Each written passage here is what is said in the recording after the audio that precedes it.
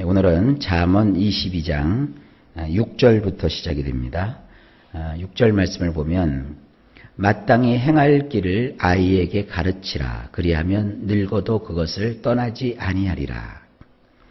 원문을 보면 이렇게 되어 있어요. 나르에게 예법이 그의 습관이 되도록 해 주어야 하나니 그렇게 되면 그가 늙게 되어도 그것에서 벗어나지 아니하리라. 나르라는 말이 나오죠. 제가 왜 굳이 히브리어에 나르라는 단어를 여기다가 집어넣냐 하면 이 나르라는 단어가 여러 연령층의 아이들을 지칭하기 때문입니다. 우리 성경에는 아이 그러니까 조그만 아이로 생각하는데 원래 이것이 애들 혹은 10대 청소년 그리고 청년 이런 뜻을 가지고 있습니다. 우리식으로 말하면 장가가기 전, 하기야 또 요즘은 장가들도 늦게 가니까요. 한 30대 혹은 40대 그때까지도 이 나르에 해당합니다. 보통 그 성경의 그 내용을 보면 한 40대가 넘었는데도 성경은 이 나르라는 표현을 쓰고 있어요. 그래서 제가 이걸 어떻게 표현하겠어요? 청년이라고 해야 되겠어요? 청소년이라고 해야 되겠어요? 아니면 초등학교 학생이라고 하겠어요? 혹은 대학생이라고 하겠어요? 아직 사회 초년생도 나르고 그렇습니다. 그래서 그냥 원문에 있는 대로 나르라고 했어요. 그 나르에게 뭘 가르쳐 줘야 되느냐? 우리 성경에는 마땅히 행할 길 그렇게 되어 있는데 이것이 원문에 보면 예법 그리고 습관 이 두 단어로 표현하고 있습니다.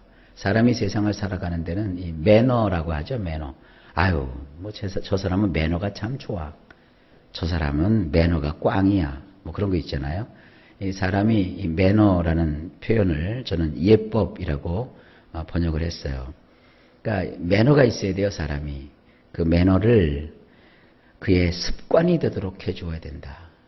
우리 성경이 이것을 길이라고 번역을 했는데 이 길이라는 말이 습관이라는 그런 뜻도 가지고 있어요.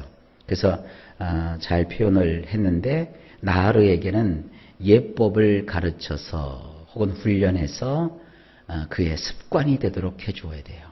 그러니까 습관이 되도록 하는데 훈련보다 좋은 게 없습니다. 교회에 훈련 프로그램들이 늘 있죠. 우리가 예를 들어서 목요일마다 TWM 성령 집회를 하는데 이것도 일종의 기도 훈련이에요. 모여서 기도해야 된다는 거 다 알고 있지만 실제로 모여서 기도하고 또 시간을 정해놓고 오늘은 우리가 30분 동안은 꼼짝 않고 기도해야 됩니다. 그러면 그 30분을 기도를 하고 30분 벽을 넘어서면 또 1시간 기도를 막 하고 말이죠.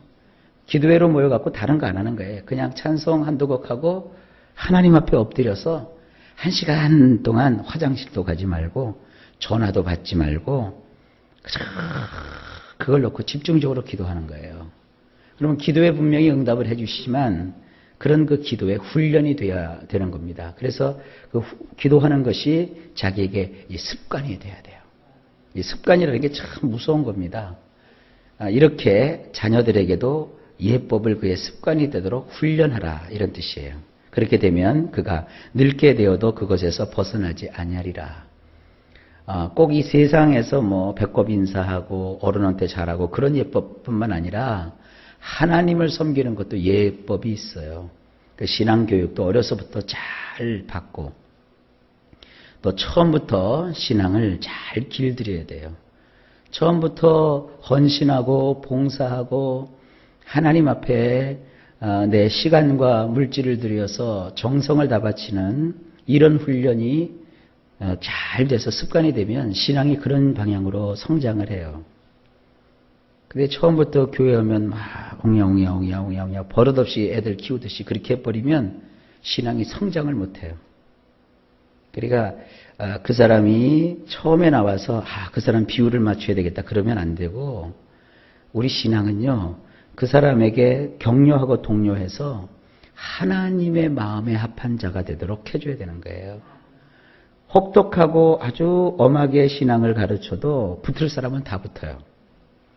아무리 친절하게 해주고 막 우리가 속에 있는 걸 다 빼서 다 간 이것을 개고 다 빼서줘도 그거 온당하지 않은 사람이면 안 붙어요. 그러니까 사람들에게 친절을 베풀어서 그들이 마음에 드는 그런 교회가 되는 것보다는 교회에 나온 한 사람 한 사람을 다 나으르라고 생각해서 마땅히 하나님을 섬겨야 될 그 예법을 그가 습관이 되도록 해줘야 돼요. 아예 교회 처음 나올 때부터 새벽 기도해야 됩니다. 그리고 전도를 필수적으로 1년에 몇 명씩은 해야 됩니다. 또 감사해야 됩니다. 11조 해야 됩니다. 이렇게 가르치는 거예요. 그리고 실제로 보여주는 거예요. 그러면 그 사람이 아 그렇구나 하고 그렇게 해요.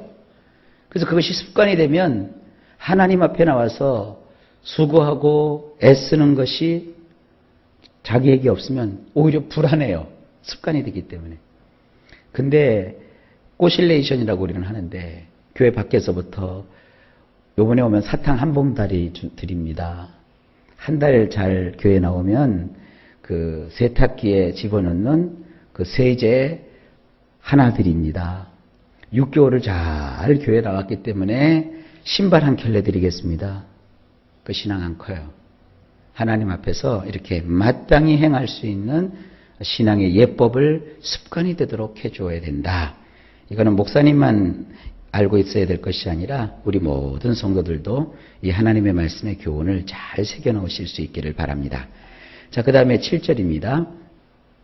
부자는 가난한 자를 주관하고 빚진 자는 채주의 종이 되느니라. 원문은 이렇습니다.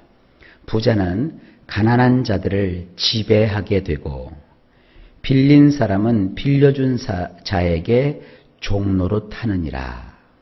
예, 이건 참 진리 중에 진리의 말씀이죠. 부자가 가난한 사람들을 지배하게 되어 있어요. 가난한 사람이 부자에게 큰 소리 못 쳐요. 이게 사회 구조가 그래요. 부자가 되어야 가난한 사람을 지배해요. 가난한 사람은 부자에게 이러랴 저러랴 할 수가 없어요.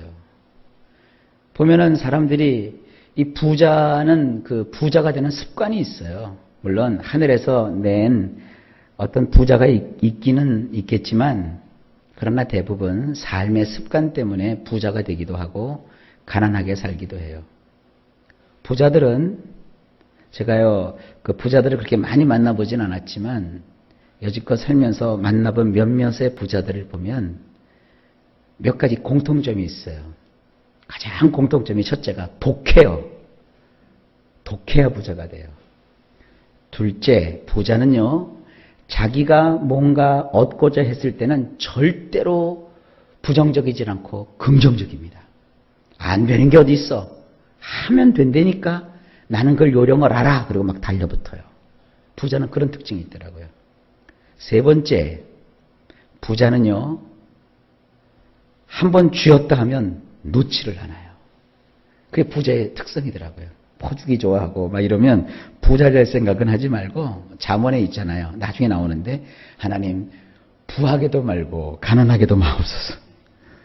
가난하면 하나님을 불평할까 원망할까 두렵고 너무 부해서 그 재물로 내가 자만해질까 봐가 겁납니다. 그러면 평범하게 그냥 중산층 이상으로 살아가세요. 하지만 부자들은 그렇더라고요. 그런데 부자가 되면 한 가지 좋은 게 가난한 사람을 지배할 수 있어요. 성경이 이걸 허락하고 있는 겁니다. 하여간 뭐 부자가 될는지 가난한 자가 될는지 아니면 그 중간에 살는지 그건 여러분이 알아서 하십시오. 그리고 이 빌린 사람은 빌려준 자에게 종노릇하게 마련이에요. 그러니까 맨날 남한테 꼬달라 이렇게 사는 것보다는 남한테 이렇게 빌려주는 그런 자가 되기를 바랍니다. 이 정도만 합시다. 넘어가고요. 8절 악을 뿌리는 자는 재앙을 거두리니 그 분노의 기세가 쇠하리라. 원문을 보면 이렇습니다. 그릇된 것을 뿌리는 자는 괴로움을 수확하리니 그 시건방을 떨며 휘둘렀던 작대기가 소멸되리라. 그래서 이 그릇된 것이라고 제가 번역을 한 이것은요, 여러 가지 뜻을 가지고 있어요. 그 법규에서 어긋난 거, 그리고 이렇게 길에서 벗어난 거, 아주 그 잘못된 거. 식품으로 치면은 이 불량식품. 인생도 꼭 이상하게 이게 빙퉁거려져서 이렇게 뭔가 이렇게 사는 사람들이 있잖아요. 그런 것들을 이렇게 뿌리면서, 씨 뿌리듯이 뿌리면서 사는 사람은 결국 무엇을 거둬들이느냐? 괴로움을 거둬들인대요. 마음의 고통, 괴로움, 아주 악한 것을 거두어들인대요. 이게 뭡니까? 신약의 표현에 의하면 사람은 뿌린 대로 거두는 거예요. 남에게 악을 행하면 막 남을 악하게 하고 호되게 막 하면 자기에게 어떤 이익이 올 것 같은데 그렇지 않습니다. 그야말로 동양의 사상으로 하면 권선징악이에요.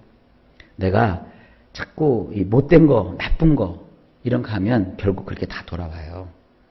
이 세상에서 제일 나쁜 습관이 뭐냐면 상대방이 없을 때 그에 대해서 나쁜 얘기를 하는 거. 이거 굉장히 안 좋습니다. 그리고 항상 그 실패하고 패배하는 사람들 보면 이렇게 구석진 곳에 뭉쳐가지고 아주 부정적인 말들을 본물처럼 막 쏟아놓아요. 그거 사람은 모를지라도 하나님은 다 듣고 계세요. 절대로 그런 사람 하나님께서 복을 주실 수가 없어요. 그 시건방을 떨면서 휘둘러댔던 작대기가 결국은 소멸돼 버리고 말아요. 이 소멸된다는 것은 파괴된다, 서서히 사라져버린다, 그런 뜻이에요. 여기서 이 작대기는 뭐냐면, 제가 왜 일부러 작대기라고 표현을 했느냐면 이게 다른 말로는 왕이 가지고 있는 통치의 지팡이를 뜻하기도 해요. 그러니까 자기가 왕이 된 것처럼 말이죠. 그 막대기 하나 들고 이거 해라 저거 해라, 내가 최고다, 내가 왕이다, 내 말을 들어야 된다, 내가 진리다 법이다 이러면서 아주 나쁜 짓만 하고 다니는 사람들은 그 작대기가 다 소멸돼 버려요. 그 자리에서 내려올 수밖에 없는 거예요.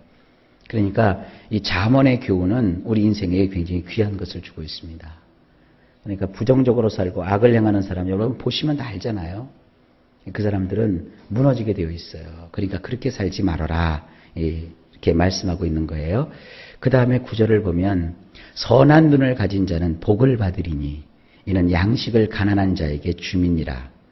8절에 나온 그 악을 뿌리는 사람하고 굉장히 다르죠. 원문을 보면 이렇습니다. 눈이 선한 사람 그는 복을 받으리니 실로 그의 양식을 극빈자에게 그가 주기 때문이니라. 한번 이렇게 옆 사람들 볼 때 눈을 한번 보세요. 눈이 선한 사람, 참 착하게 생긴 그런 사람. 눈만 착한다. 착한 눈을 가졌으면서 불구하고 그걸 이용해서 사기치는 사람들도 있긴 있어요. 여기서는 그 눈만 쳐다보는 게 아니라 이 사람을 볼 때 이 선한 사람이 있잖아요. 선하게 사는 사람, 그 사람은 당하는 것 같아도 절대 당하지 않습니다. 선하게 사는 사람 하나님께서 그들에게 복을 주세요. 왜냐하면 그는 아주 극빈자, 누가 돌봐주지만 안 될 못 사는 그와 같은 그 극빈자에게 자기가 먹을 양식조차 그거를 나누어 주는 사람이에요. 우리가 차고 넘쳐서 남에게 나눠주는 거 아닙니다. 내가 먹는 거 나눠주는 거예요. 우리나라 사람들이 쓰는 용어 중에서 그 외국 사람들은 절대 이해할 수 없는 우리만 쓰는 용어가 있는데 저는 그 용어가 참 좋아요. 같이 먹는 밥상에다가 숟가락 하나만 올려놓으면 되지 이거. 난 그게 너무 우리 민족 아니면 이걸 이해를 못해요. 우리는 같이 밥상에 딴 거 없잖아요. 그냥 숟가락 하나만 있으면 같이 먹잖아요. 그러니까 우리 민족이 복을 받게 돼 있다니까요. 중국에도 이런 문화 없고요. 일본에도 이런 문화 없어요. 우리 한국만 이 문화를 가지고 있기 때문에 여러분 우리 민족은 복을 받을 거예요. 여러분도 한국 사람들이시죠? 그러니까 여러분 먹는 양식을 이렇게 서로 함께 나누어 먹는 그런 마음을 가지시고 우리 선하게 살아갑시다. 그럼 복을 주세요. 마지막으로 10절. 거만한 자를 쫓아내면 다툼이 쉬고 싸움과 수욕이 그치느니라. 원문은 이렇습니다. 거드럭거리는 자를 내어 쫓으면 다툼도 밖으로 나가고 판단하고 망신살 뻗치는 것도 멈추느니라. 이 공동체 안에 이 거들먹거리는 사람 있죠. 막 거들럭거리고 자기가 자기 아니면 아무것도 안 되는 것처럼 막 여기고, 자기를 따르는 사람은 내 편 이러다가 자기 함께 조금만 싫은 소리 하면은 난 저런 사람은 보기도 싫어 막 이러면서 막 무리지어서 막 거들럭거들럭 하는 사람들은 반드시 거기서 내어 쫓아버리려는 거예요. 그냥 그 사람만 그 공동체에서 나가는 게 아니라 그 사람 때문에 그동안 있었던 그 다툼도 밖으로 쫓아나간대요.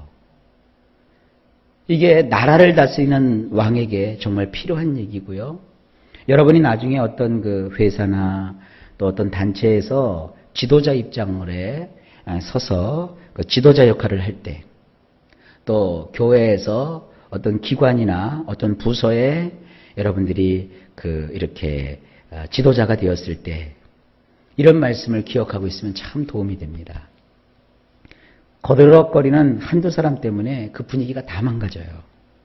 으뜸되고자 하는 그런 자들 때문에 그 공동체가 이렇게 뿌리째 막 흔들리게 돼요. 근데 그 핵심이 되는 자를 이렇게 내어 쫓으면 그로 인해서 발생했던 모든 다툼도 밖으로 나간대요. 그러면서 또 뭐도 멈추게 되느냐? 판단하고. 사람이 자기 편을 만든다는 그런 욕심 때문에 자꾸 판단을 해요. 뭐는 어떻고, 뭐가 어떻고, 저떻고. 이거 안 됩니다. 저희 지껏 이렇게 신앙생활 하면서 또 목회하면서 교인들을 여러 종류를 보게 돼요.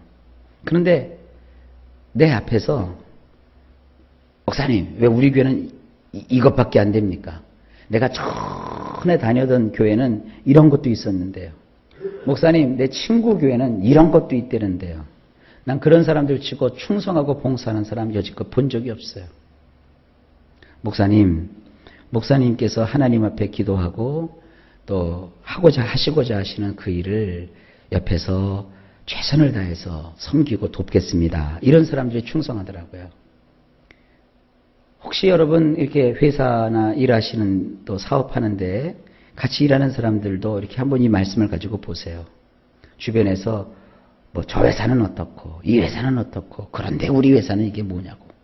그런 사람들이요. 회사 망치는 사람들이에요. 회사에 그 방침이 있잖아요. 그 방침대로 우리가 한번 열심히 해봅시다. 그런 사람들은 그 회사에 유익이 되고 보탬이 되고 그런 사람들로 인해서 회사가 막 번창하게 되는 거예요. 요즘은 무슨 이렇게 세일즈하고 이런 분들은 몇몇 팀으로 움직이잖아요. 팀원 가운데 이렇게 혼자만 돌출한 사람들이 있으면 그 팀이 운영이 안 돼요. 바그러져 버리고 말아요. 내 고객도 와서 뺏어가고 막 그래요, 그런 사람들. 그러나 서로 이렇게 도와주고 협력하는 사람들 보면은 그 팀에 들어가면 같이 더불어 잘 돼요. 이게 성경이 말하는 공동체의 원리예요. 그다음에 이 망신살을 뻗치는 사람도 있잖아요. 이 망신살 뻗치는 게 뭐냐? 창피를 당한단 말이에요. 이런 것이 어떻게 된다? 멈춘다. 그렇게 되어 있습니다. 자, 이 10절 말씀은 나중에 리더십이라든지 이런 공동체에 관해서 우리가 또 훈련하거나 교육받을 때 한 번씩 살펴봐야 될 말씀이기도 합니다. 이렇게 하나님께서 우리에게 귀한 말씀들을 많이 가르쳐주고 계십니다. 이 잠언의 교훈을 여러분이 들으시면서 삶 속에 꼭 적용하셔서 이 세상 살이에서도 크게 잘 되는 역사가 있기를 예수님 이름으로 축복합니다.